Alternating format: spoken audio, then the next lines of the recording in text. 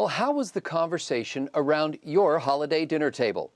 Did you convince your stubborn, old-fashioned loved ones to vote for Barack Obama? I'm PJTV's Scott Ott, joined by Bill Whittle and Stephen Green. Men, do you have a hard time talking with your relatives about why you're supporting Barack Obama?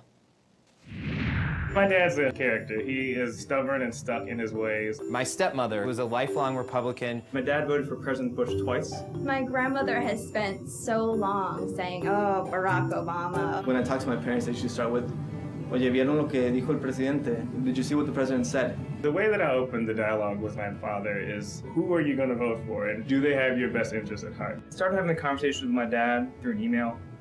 It was just a link to a speech the president gave. It didn't take too long to get my dad to be on board. I felt like I was really changing his mind. It's still a work in progress. She is starting to become a little more active, volunteering. My parents have come a long way so far. My parents are very stubborn. I imagine most of your parents are stubborn as well. So be patient. You're doing something good for the country, and maybe they'll see what you're doing and want to follow. Now, Bill, you see that came from the president's own website, barackobama.com, and I know that you're a law-abiding citizen, so I'm sure you didn't waste your holiday banter chatting about sports or catching up on family news. Tell us, how did you approach them and persuade them to support the president's reelection? Well, the way that I always do as a big old liberal, Scott, I make sure that I bring politics into every single damn aspect of the life that I lead. There's not a moment where I'm not talking politics when I'm a big old liberal trying to convince people of how smart I am. If I get on the bus, I'll strike up a conversation with anybody just to tell them what idiots they are if they don't agree with me. And furthermore, I'll pull out bumper stickers and any other sort of things that I can do to make sure that my political views are as widely broadcast and understood and heard by as many people as possible. That's why I'm a lonely D-bag and nobody likes me. I feel his pain. Steve, do you feel that? I can feel it. It just emotionally struck me. Thank you, Bill. Stephen Green, your commitment to the party... Okay. Oh, sorry. Just the pain I feel is the fear that my sons are going to grow up to be such smug little know-it-alls as the ones we just saw in that video. Well, we'll have to edit that out because I'm sure you didn't really mean that. Steve, your commitment to the party and its dear leader is beyond question, beyond reproach. Tell me how you successfully turned your longtime Republican relatives from the dark side to see the light of Obama. It was simple. I reminded them of the Senator Obama who promised to end the pain and embarrassment of Gitmo.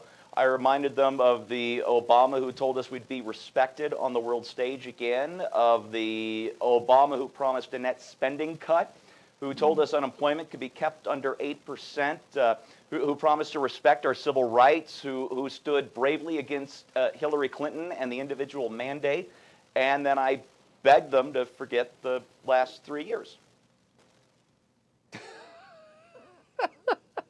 All right, all right. Okay, Bill, that's enough making sport of the president. After all, that's a nice necktie you've got there, Mr. Whittle. It'd be a shame if anything happened to it, like it got really snug suddenly. No. Seriously, how can non-Obamanoids speak to our relatives in a way that shifts their allegiance from the president back to, you know, the Constitution and stuff? My best advice would be to not speak to your relatives. Okay? Can you not be the guy that has to ruin everything with politics all the time? Can you not just be a happy person, a successful person, lead a good life by example, and maybe if they're interested, they'll ask you? But can you not be the guy that these people want you to be and want the whole country to be, an endless, constant, screaming political robot that does nothing but mount the party line of dear leader and turns every single decent thing in the world into a re-education camp? These people cannot go away soon enough. Bill Whittle co-founded DeclarationEntertainment.com, and he creates Afterburner here on PJTV. And by the way, if you really want to change your stubborn liberal dad's mind, give him a gift subscription to PJTV.com and tell him to tune in to Whittle. Steve, have you found an authentic approach that really works to persuade folks that, for example, Barack Obama must not be reelected? You know what? I really like Bill's approach best. I do, but if some liberal or progressive is going to bring it up, and they will, I would go back to what I was joking about earlier, that net spending cut. That was a promise after all the debt that Bush ran up, net spending cut. Instead, we've got trillion-dollar deficits as far as the eye can see, and he's on track to rack up more debt in just 4 years than the previous 43 administrations did in over 200 years. That includes the Bush years. It's incredible.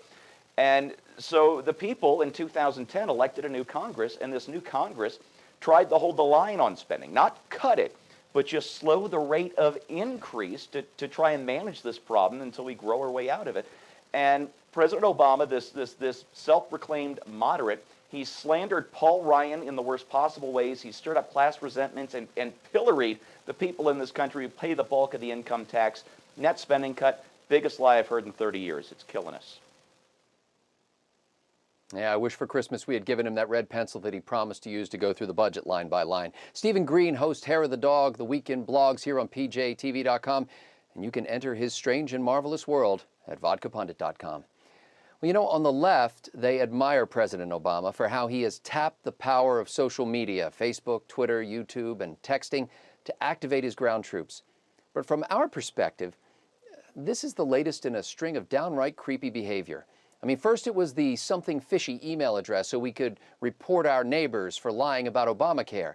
Then it was Attack Watch, a website where we could report our neighbors for bad-mouthing the president. And now this. And yet I can't help but wonder what we could learn from this. What would happen if folks on the right actually learned how to communicate in winning ways with our friends and family? Is it possible that what we need most is not just compelling arguments, but a little dose of Dale Carnegie's How to Win Friends and Influence People? For Bill Whittle, Stephen Green, and the entire Trifecta crew at pjtv.com, I'm Scott Ott.